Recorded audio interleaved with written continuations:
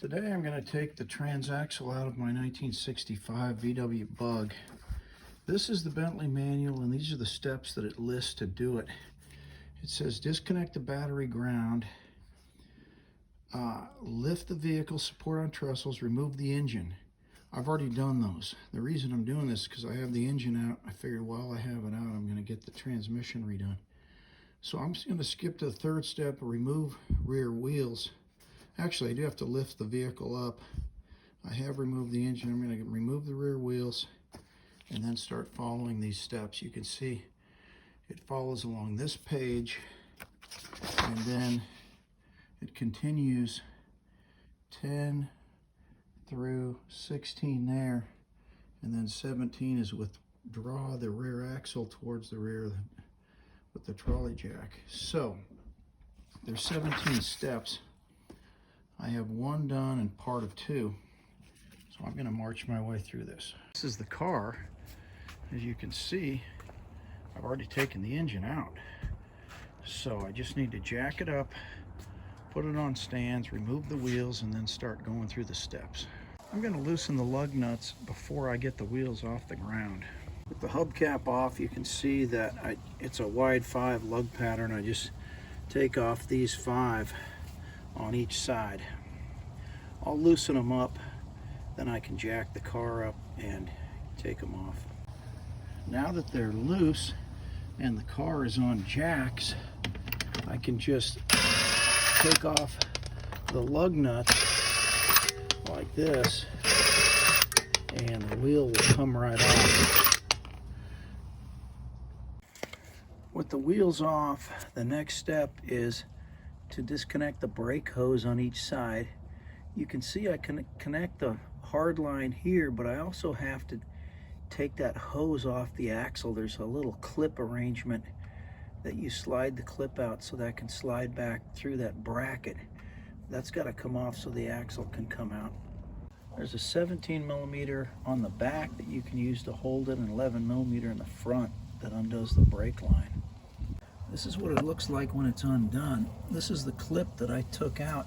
The clip is holding that cylinder in. It just slides toward the front of the car, and then the cylinder can slide back through that hole.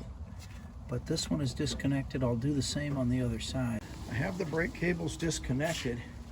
The next step in the manual is to disconnect the emergency, the handbrake cables here in the vehicle.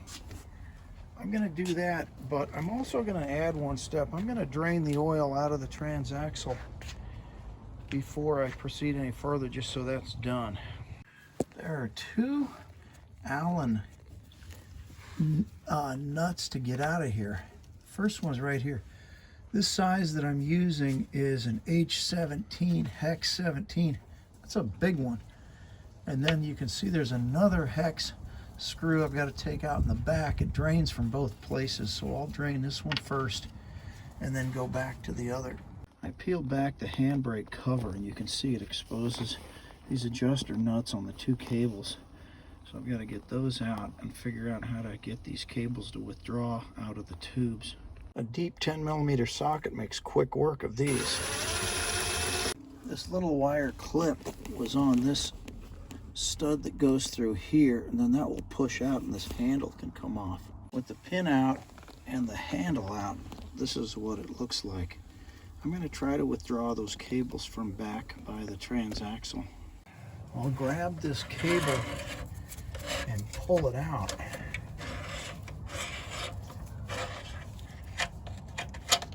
So that is the emergency brake cable, and you can see it just came out of that hole right there. So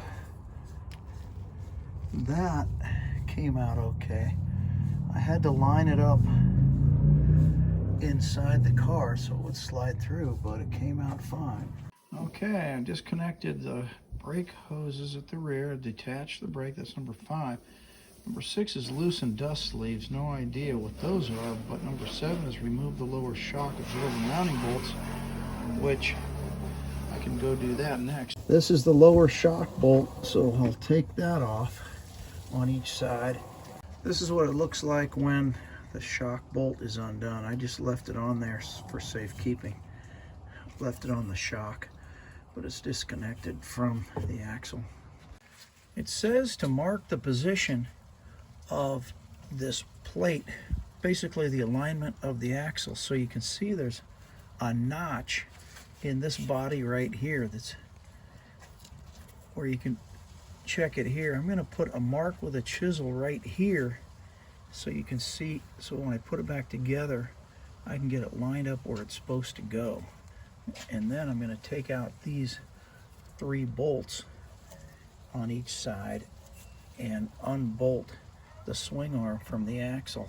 With the 3 bolts undone and taken out, the axle will slide out the back of the swing arm.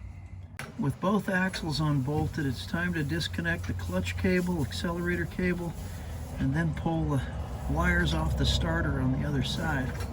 This is where you unthread the clutch cable right here on the side of the transaxle, and you can see this is the accelerator cable that goes back over there that you take out. From the starter, I've got to take off these 2 black cables because they connect to the car. The other ones just internally connect to this relay, so it's already attached to the transaxle. I've got to get those 2 big ones, one from the ground of the battery or power from the battery, and one that goes up to the engine area. Got one more to disconnect. It's this lead right here that comes down to this relay. So I've got to take that one off too because it's attached to the car. Now I'm underneath the back seat. I've got to remove this inspection panel, and I have to unhook the shift rod from the end of the transaxle. Okay, the bolt I have to loosen up is this one. You can see it's wired because this is a critical one not to come undone. So it has wire on it that's got to be taken off. Then that loosened, and then when you put the gear shift forward or pull it back, it'll pull it away from that rod that goes to the transaxle. I have the bolt out. Now, when I move the gear shifter, it should move. Yeah, you see? I pulled the gear shifter back and it pulled that away from that shift rod. So that should be ready to disassemble. Now it's time to remove the nuts from the front mount on each side. Now I remove the 2 large bolts in the front, and you can see that's the size of them. They're 27 millimeter. They're large. Once they're out, this will start to slide its way out of here, and you can see it's just balancing on the jack, and it looks like I've got a little cable hung up right there all on. I've got it lowered down, and if you look, it should just clear the back of the car. So we're going to try to slide it out without a jack under it to roll it and see if we can get out from under the car that way. But it's pretty much disconnected and it's ready to slide out. This is what it looks like inside with the transaxle gone. So it's completely out.